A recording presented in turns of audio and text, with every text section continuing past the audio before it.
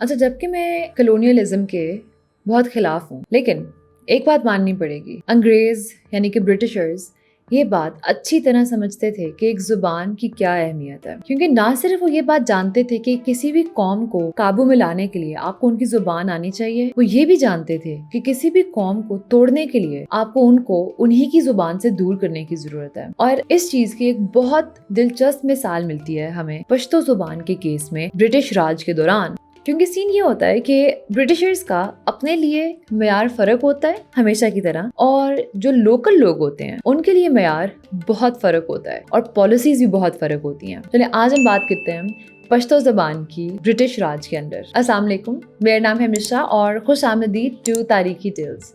और आप like share subscribe ज़रूर कीजिएगा, और अगर आप इस चैनल को सपोर्ट करना चाहते हैं तो आपको पता है बहुत सारे मुख्तलिफ तरीके हैं, कर लें सपोर्ट। Thank you. तो अंग्रेज दौर की एक रिपोर्ट मैं आपको बताती हूँ जो कि लिखी गई थी पश्तो जुबान के बारे में। अब उस रिपोर्ट का जो अंग्रेजी में टेक्स्ट मैं आपको स्क्रीन पर बताती हूँ और साथ में उर्दू में बताती हूँ आपको। ये रिपोर्ट कहती है कि अफगानिस्तान में तो पश्तो बोली जाती है, लेकिन इंडिया में भी तकरीबन 12 लाख से ज्यादा लोग पश्तो बोलने वाले हैं। और फिर ये रिपोर्ट ये कहती है पश्तो जो है एक बहुत कीमती जुबान मानी जाती है NWFP वाले एरिया में, जो कि आज KPK है। और अगर वहाँ पे कोई भी मसला दरपेश आता है तो पश्तो जुबान जानना आपके लिए एक बहुत जरूरी चीज है। इसकी पॉलिटिकल इंपॉर्टेंस का अंदाजा हम यहाँ से लगा सकते हैं कि ये दोनों जर्मन और रशियन यूनिवर्सिटीज में भी इसके ऊपर काम हो रहा है, और साथ ही साथ जो पठान फौजी हैं वो सारे भी पश्तो बोलते हैं। तो इस चीज़ से हमें क्लियरली ये नज़र आता है कि अंग्रेज़ ये बात अच्छी तरह समझते हैं कि पश्तो ज़ुबान की क्या अहमियत है। इसके साथ साथ वो एक और चीज़ भी वाज़ेह करते हैं कि जो भी उनके अफसर, ये एक और रिपोर्ट मैं आपके सामने लगाती हूँ, वो ये अपनी रिपोर्ट में कहते हैं कि बेसिकली अंग्रेज़ों ने ये हिसाब लगाया होता है कि जो भी उनका अफसर या जो भी मिशनरी जा रहा है NWFP वाले खित्ते में, मिशनरी का मतलब जो कि दीन फैलाने जा रहा होता है, क्रिश्चियनिटी फैलाने जा रहा होता है, उन लोगों के लिए निहायत जरूरी है कि वो पश्तो जुबान सीखें। और वो एक तरफ से इनके लिए फर्ज कर देते हैं कि आप लोगों ने पश्तो सीख के जाना है वहाँ पे, क्योंकि इसकी जरूरत आपको पड़ेगी ही पड़ेगी। और वो कहते हैं इसके लिए आप लोग इंतजामात खुद कीजिए। तो इंतजामात जो थे पश्तो सीखने के अंग्रेजों के लिए, वो अमूमन प्राइवेट थे। वो प्राइवेट ट्यूटर्स को रखते थे, वो ग्रामर को सीखने की कोशिश करते थे, वो लफ्ज याद करते थे। और क्योंकि एकदम से इतने ज्यादा अंग्रेज लोग जो हैं वो पश्तो जुबान सीखने की इतनी कोशिश कर रहे हैं, तो उसी दौर में हमें नजर आता है कि एकदम पश्तो सिखाने वाली जो किताबें हैं उनके अंदर इजाफा नजर आता है। उनमें से काफी किताबें जाने माने लिंग्विस्ट लिखते हैं जिनको एक दिलचस्पी होती है इस जुबान में, और वो अमूमन अंग्रेज होते हैं। उनमें से कुछ जो कि बहुत फेमस है, उनके नाम ये हैं कैप्टन H.G. ड्रावर्टी, H.W. बेलू, जॉर्ज मॉर्गनस्टर्न और जॉर्ज ग्रियर्सन। अब ऐसे नहीं था कि सिर्फ अंग्रेज लोग ही आके पश्तो के ऊपर किताबें लिख रहे थे। बहुत सारे इंडियन ट्यूटर्स जो कि इन अंग्रेजों को पश्तो सिखा रहे थे, वो भी आगे जाके किताबें लिखना शुरू हो जाते हैं पश्तो सिखाने के लिए इन्हीं लोगों को। इनमें से एक ऐसी किताब, जो पहली किताब लिखी जाती है ऐसी, वो होती है रियाजुल मोहब्बत, जो कि मोहब्बत खान नामी शख्स लिखता है। इस किताब में वो ग्रामर भी सिखाता है अंग्रेजों को, और साथ ही साथ वो एक डिक्शनरी के तौर पे भी इस किताब को लिखता है कि किसी को जरूरत हो तो वो इसको लुगत के तौर पे इस्तेमाल कर सके। और ऐसे नहीं था कि किताब इसने एम ही लिख दी थी, ये किताब ये बिलखसूस उस दौर में जो गवर्नर जनरल होता है NWFP का, जिसका नाम था जॉर्ज हिलेरो बार्लो, उसके लिए ये किताब लिखी जाती है। कुछ अरसे बाद मोहब्बत खान का ही भाई अलायार खान एक और किताब लिखता है जो कि एक और लुगत होती है, हिंदुस्तानी, फारसी और पश्तो के बीच में एक लुगत वो बनाता है कि आप इन सारी जुबानों में लफ्जों के मतलब देख सकें, और इसका नाम होता है अजाइबुल लुगत, और ये लिखी जाती है तकरीबन सन 1819 में। अब क्योंकि एकदम इतने ज्यादा अंग्रेज लोग जो हैं वो पश्तो सीखने की तगोदौ में लगे हुए हैं, तो काफी ज्यादा लोकल लोग जो होते हैं वो इसको एक बिजनेस बना लेते हैं। और सिर्फ बिजनेस नहीं, ये एक फैमिली बिजनेस बन जाता है, क्योंकि इसमें काफी पैसा नजर आता है उनको। इस तरह की कुछ मिसालें जिनके बारे में हमें पता है वो हैं जैसे कि काजी नजमुद्दीन खान और उनका बेटा काजी बहराम खान। आगे उसका भी जो बेटा है वो भी पश्तो ही सिखाने का काम करता है, और वो एक किताब भी लिखता है आगे, 50 लेसन्स टू लर्न पश्तो। और ये किताब शाया होती है 1970 में, यानी कि ब्रिटिशर्स के जाने के भी इतनी देर बाद। चलो, अब ये तो सारा सीन था अंग्रेजों के लिए। अंग्रेज चाहते थे कि उनके लोग पश्तो सीखें, ठीक है।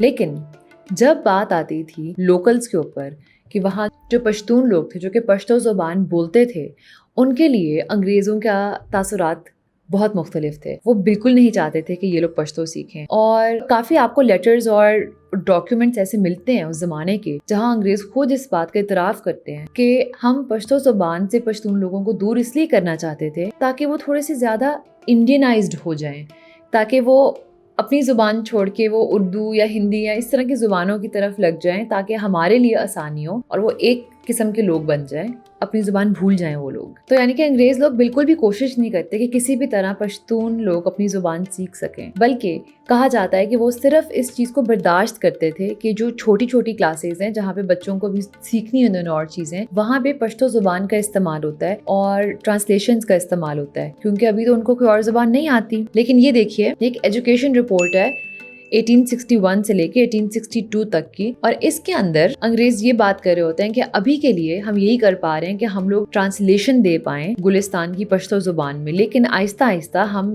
اپنے ٹیچرز کو ٹرین کر رہے ہیں کہ وہ اردو زبان سیکھیں, اور جیسے ہی وہ واپس آئیں گے تو وہ اپنے کلاس کے بچوں کو اردو زبان میں پڑھائیں گے اور ان کو اردو زبان سکھائیں گے, پشتو سے دور کر دیں گے. ساتھ ہی ساتھ ہمیں اور خط ملتے ہیں, جیسے کہ ایک خط لکھا گیا تھا ڈائریکٹر آف پبلک انسٹرکشن نے ایک خط لکھا تھا سیکرٹری پنجاب گورنمنٹ کو, جس سے وہ یہ بات کرتے ہیں کہ ہاں پولیٹیکل موٹیوز کی وجہ سے ہی ہم لوگوں کو اردو کو برتری دینی پڑ رہی ہے فارسی کے بھی اوپر. اچھا, ساتھ ہی ساتھ جبکہ انگریز پشتو سکھانے کے اتنے خلاف ہیں, کچھ لوگ ہمیں ایسے ملتے ہیں جیسے کہ جن لنگوسٹس کی ہم نے پہلے بات کی تھی جیسے H.G. راورٹی, وہ کافی دباؤ ڈال رہے ہوتے ہیں گورنمنٹ کے اوپر کہ آپ پشتون لوگوں کو پشتو زبان سکھائیں, کافی قیمتی زبان ہے اور اس میں بہت اچھی ثقافت ہے, آپ اس کو اس طرح سپریس نہ کریں. تو وقتاً فوقتاً ہمیں اس طرح کے ایکسپیریمنٹل پروگرامز نظر آتے تھے. جب جیسے کوئی نیا آفیسر متعین ہوتا تھا NWFP میں, تو کسی نہ کسی میں جوش جاگتا تھا یا وہ اس پریشر میں آ جاتا تھا, لوگوں کے پریشر میں بھی, کہ چلو پشتو زبان تھوڑی سی سکھاتے ہیں. اس طرح کا ایک ایکسپیریمنٹ ہمارے سامنے آتا ہے 1860s میں, جس کے اندر پورا پروگرام بناتے ہیں پشتو سکھانے کا چھوٹی کلاسز میں. شروع میں وہ ایک کتاب استعمال کرتے ہیں نسب افغانی, اس کے ذریعے وہ بچوں کو پشتو کے اور فارسی کے حروف اور نمبرز سکھاتے ہیں. اس کے بعد وہ سعادت نامہ اور قواعد افغانی جیسی کتابوں کو استعمال کرتے ہیں.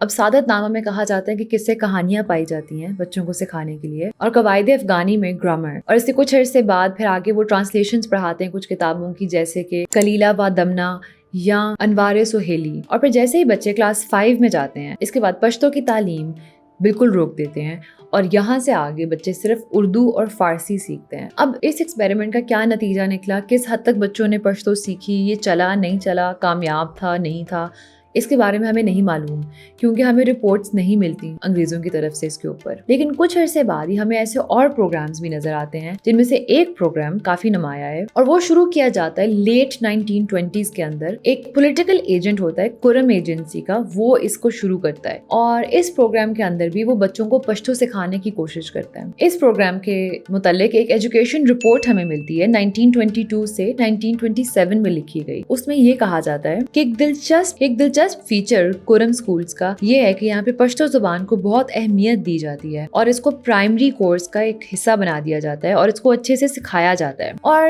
ہمیں اس کے بعد بھی رپورٹس ملتی ہیں جس میں بات نمایاں ہوتی ہے کہ واقع شاید یہ پروگرام کچھ حد تک کامیاب تھا, کیونکہ قرم سکول سے پڑھے لکھے ہوئے بچے آگے جا کے اس لائق ہو جاتے ہیں کہ وہ پشتو میں آرٹیکلز لکھ پائیں. وہ ایک میگزین بھی جاری کرتے ہیں جس کا نام رکھتے ہیں فرنٹیئر بوائے اسکاؤٹ, اور اس میں پشتو زبان میں آرٹیکلز لکھتے ہیں. اور ساتھ ہی ساتھ وہ ایک اخبار بھی جاری کرتے ہیں جس کا نام ہوتا ہے دا قرم ٹائمز, اور وہ بھی پشتو زبان میں پایا جاتا ہے. تو کچھ پروگرامز کچھ حد تک کامیاب بھی تھے پشتو زبان سکھانے میں, لیکن اوور آل برٹش کے تاثرات یہی تھے کہ وہ پشتو کو دبانا چاہتے تھے. اب جیسے کہ آج کل کے زمانے میں بھی جو ایک المیہ ہے لوکل زبانوں کے ساتھ, وہ یہی ہے نا کہ جو ڈیمانڈ ہے جابز میں اور گورنمنٹ جابز میں وہ ہے اور زبانوں کی, جیسے کہ اردو کی, انگلش کی. تو جو لوکل زبانیں ہیں وہ دبتی چلی جاتی ہیں. اس زمانے میں بھی اسی طرح کے مسئلے مسائل چل رہے تھے کہ کچھ لوگ خود بھی یہی چاہتے تھے کہ ان کے بچے اردو اور انگلش پڑھیں, کیونکہ اس میں آگے ان کو جابز ملیں گی, کام ملے گا. لیکن ساتھ ہی ساتھ اس طرح کے لوگ بھی پائے جاتے تھے پشتون کمیونٹی میں جو کہ پڑھے لکھے تھے اور جو کہ پشتو زبان کے لیے لینگویج موومنٹ شروع کرتے ہیں پوری. اب اس ویڈیو کے اسکوپ کے اندر میں actually Pashto nationalistic language movements کے اندر نہیں جاؤں گی, کیونکہ یہ ہو رہا ہوتا ہے سارا کچھ तकरीबन जब ब्रिटिश राज ख़त्म हो रहा होता है उस दौर में। इस वीडियो में मैं ये बताना चाहती थी कि ब्रिटिश राज के दौरान पश्तो को सिखाने के और सीखने के अंग्रेज़ों के क्या तासुरात थे। अब इस दौर में एक और चीज़ जो कि हमारे सामने आती है और जो कि एक अनॉमली होती है, यानी कि वो एक हटके चीज़ होती है, वो होती है वालिय सवात।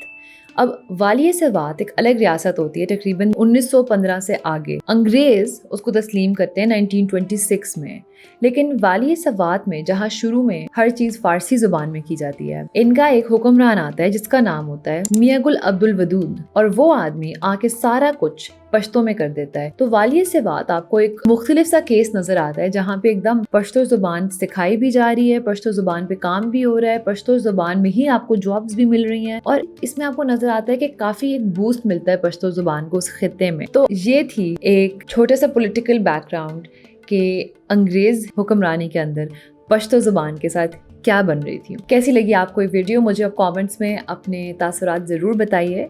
और अगर आप किसी और किस्म की वीडियोस देखना चाहते हैं, कोई और टॉपिक्स आपके दिमाग में जो आपको दिलचस्पी देते हैं, वो भी ज़रूर बताइए। मैं कोशिश करूँगी उन पर भी काम करूँ। आपसे मुलाकात होगी अगली वीडियो में। खुदा हाफिज़।